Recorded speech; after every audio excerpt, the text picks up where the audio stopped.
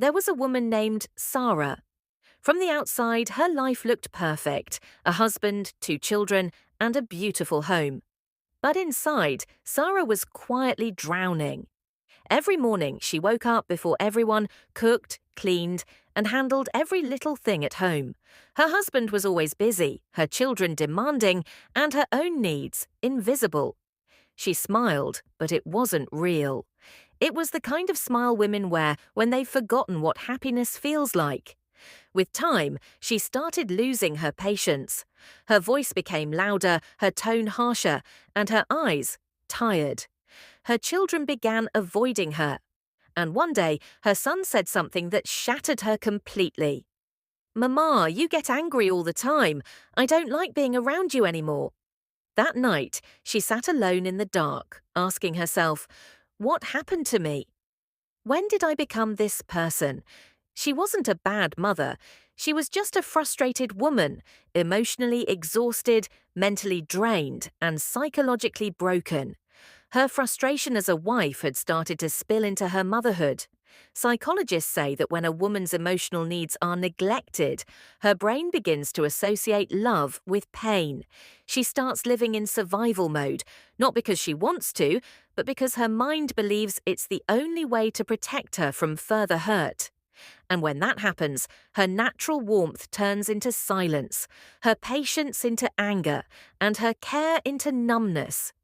Sarah realized this truth slowly. She didn't need to be a better mother.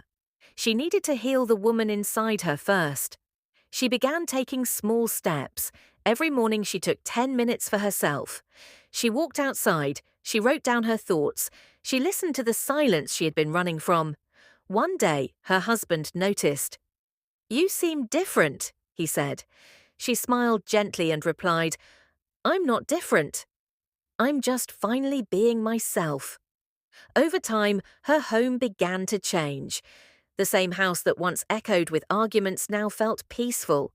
Her children began hugging her again. Her laughter returned. Sarah learned something every woman should know. You can't pour from an empty cup.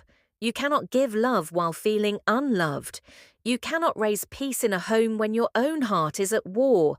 So heal yourself, not for your husband, not for your children, but for you. Because when the woman heals, the mother blooms. And when the mother blooms, the whole family learns what peace truly feels like. Psychological highlights. 1. Emotional neglect, mental exhaustion. When a woman's emotional needs are ignored, she starts to feel unseen and unloved. This leads to emotional frustration, which directly affects her patience, energy, and connection with her children. 2.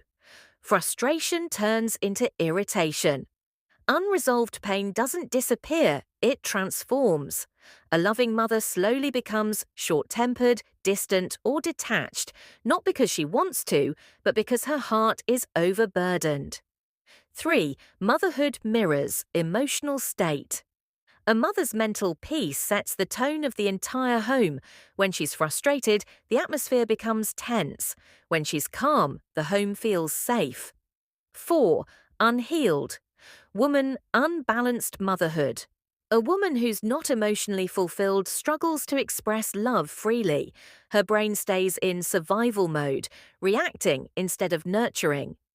5. Healing brings transformation. Once a woman starts focusing on her mental health, journaling, praying, resting, or doing things she loves, her energy shifts. That inner healing reflects in her motherhood. She becomes patient, present, and peaceful. 6. The core truth. A frustrated wife is not a bad mother. She's a hurt woman trying to love from an empty heart. 7. Final lesson: heal the woman first, and the mother will naturally shine.